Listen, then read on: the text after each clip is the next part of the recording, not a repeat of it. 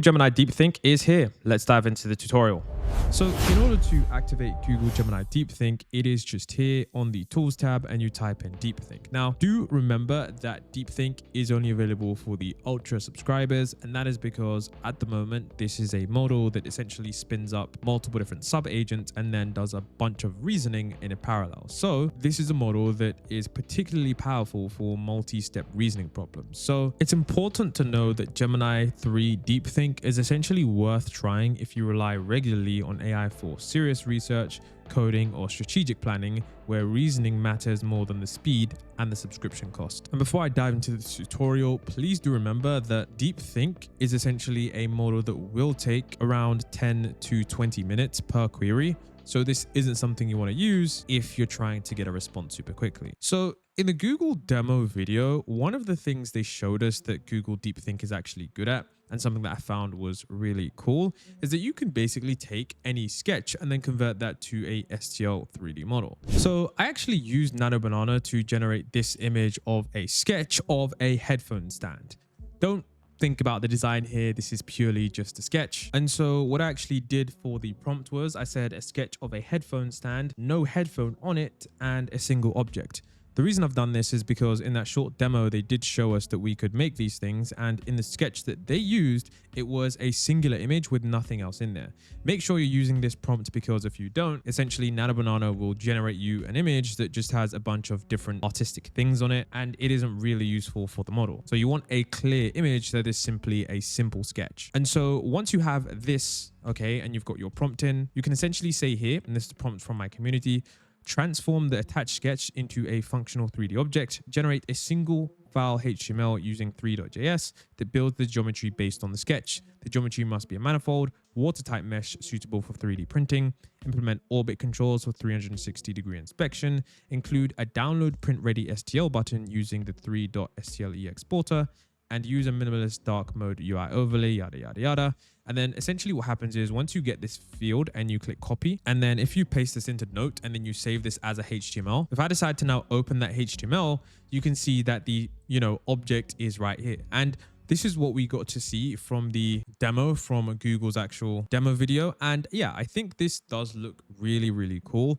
And arguably, the biggest thing is not the 3D object itself. The biggest thing is, of course, being able to have an STL file that you can literally just download. And I think it's super useful that the fact you have the total height, the total solid volume, and the estimated weight. So all of these things are super useful for people who are wanting to 3D print things. Of course, there are different ways that you can achieve this. And of course, you can debate on the complete accuracy of the model, but I think something like this is super useful. And so, yeah, that is one of the basic use cases, but let's actually dive into some other use cases. So another thing is standard research. Deepthink is going to think longer and harder about this problem. So if you have something that is essentially a issue where you want to think about the problem a lot longer and you really just need a lot more, insights, this is, I guess you could say, thinking about the problem itself, which is where this is a little bit different to deep research. Deep research tools are basically focused on gathering large amounts of information, but Deepthink is essentially focusing on the actual problem itself and reasoning about that conclusion. So I just want to make that clear, because it is a little bit of the same product, but with slightly different outcomes. They're just reasoning about the problem to a greater extent. So this agentic research prompt here is where I've said I'm writing a long form piece, making a YouTube video on why AI isn't a bubble, map out every argument, counter argument, and piece of evidence I'd need, flag anywhere my reasoning or my logical gaps or where I need stronger sourcing. And this gives me a really good prompt. It gives me Act 1, the crucial bubble, it talks about the different stances and, why they're different. And then, the core arguments, then the shift and yada, yada, yada. And it actually does come with sources as well.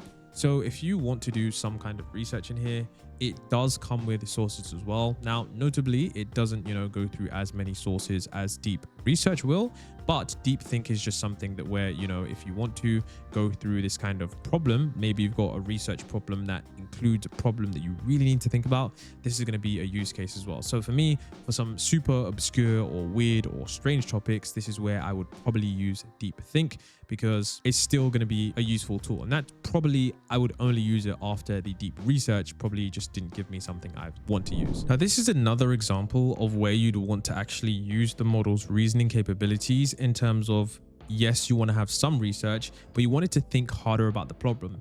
And this is essentially stock research. Now, I'm not a financial advisor. I can't give you financial advice, but I do think that since the model is going to think longer and harder about the problem, you may be able to see different insights about a specific stock that you didn't know before. So I use this prompt, once again, this one's in my community, walk me through a deep fundamental analysis of Adobe, consider the macroeconomic headwinds, sector trends, balance health sheet, and competitive moat. Where is the consensus wrong? And so when you have Deepthink, this is why I would use this model for this kind of research, because the model is going to think harder about all of the different problems. Whereas with deep research, it's going to think about the problems, but it's not going to think about the second order, third order consequences. It's mainly just going to think about getting you that information. So you can see here, it actually gives us the bear case. It gives us the, balance sheet information. It gives us the competitive moat, and it gives us the bottom line. And it gives us a factor that says the entirety of the world is missing the fact that Adobe is quietly monopolizing the entire backend of the AI revolution, cemented by the SEMrush acquisition. So these are going to be, things that other individuals may miss. I know that not everyone buys stocks or invests in stocks, but the point is that even if you aren't researching stocks, if you're researching a company and maybe you're confused about what that company does or how they fit into the economy or even their business tactics, so I guess you could call this, kind of business research, this is going to be that kind of thing that does help you because it thinks about the actual problem longer than it would think about, okay, I've got the research, here's the conclusion that I've instantly made. Now, remember how I said Deepthink is a model that reasons for much longer and harder about the problem? One thing that it is really good at is when you have different data sources and you're essentially able to use that to come to new conclusions. So I've got this prompt, which is basically YouTube data analysis prompt, and quick tip for your prompting, guys, don't overdo it with the prompting. The model already has an inbuilt chain of thought reasoning mode, so you don't need to say think like this or think like that. It is going to completely go ahead and think long term. So please understand that it's going to really reason ahead, like it's already designed to reason a lot. So I've said, analyze my YouTube channel data thoroughly, find non-obvious patterns, correlations, and actual insights. I'm probably missing, look at the upload times and days, what's the best performance. And basically I just said, after all of these things, give me the 5 biggest changes I should make based on data. And so it reasoned for around 15 to 20 minutes. And this is the second channel, by the way. And it gives me some really insightful data. So it gives me the length versus retention paradox. It talks about some paradox on my channel. It says that growth declines on certain days, and it gives me the best days I should be uploading.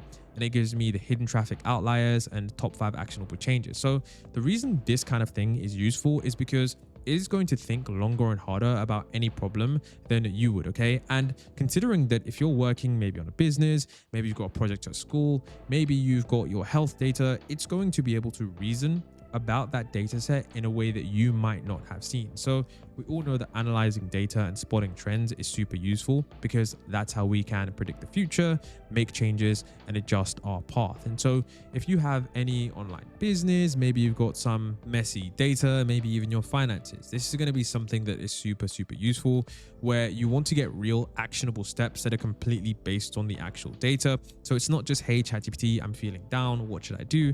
This is pure quantitative data where you can take that stuff, analyze it, and it's going to reason for a long time about it. So it gives me some clear pivots, it gives me some clear upload days, it gives me some clear video length, and then it says capitalize on this surging trend. So stuff like this is extraordinarily useful. And like I said, traditional models may not go this far because they're not trained to reason as long. Now, of course, since this model is good at coding, I actually asked it to build a Sims style 3D room builder. I actually found a similar prompt on Twitter and just tweaked it a bit. And so Deepthink can essentially create things like this. Now, of course, I will say that these things are pretty useful, but I will say that these things are useful in the sense that they're like demos and stuff. So of course, you can't really build full scale applications, but things like this are still pretty useful in terms of your ability to mess around and develop maybe early prototypes for things that you want to test. So I think Deepthink is just something that has a level of coding ability that is incredible because it's meant to one-shot things. And so I'm not sure about you guys. I don't usually code that much. It's not really a part of my everyday workflow, but sometimes I do like to code up small things where I can not only visualize data, but I can make small experiments to test things before I have to. And that is where this is something that can be useful. Now, I'm not sure what you want to use this for, but of course, like I said, there are a million different things that individuals could use this for, maybe like room planning or something like that. I don't know. I'm not that creative. I don't have the best ideas right now. What I'm trying to do is showcase you guys the very best use cases you can. And if you want to one-shot something in around 10 to 15 minutes and you can leave Deepthink for reasoning on the problem, that is going to be something that it can do. Now, of course, if you enjoyed this video and you want to get the prompts, don't forget to join the community. Or if you want the cheat sheet, which is where you simply just download this image and the prompts in the community, it's all going to be in there. It's always updated every single day because I make these videos every single day. Otherwise, let me know what other videos you want to see, and I'll see you guys in the next one.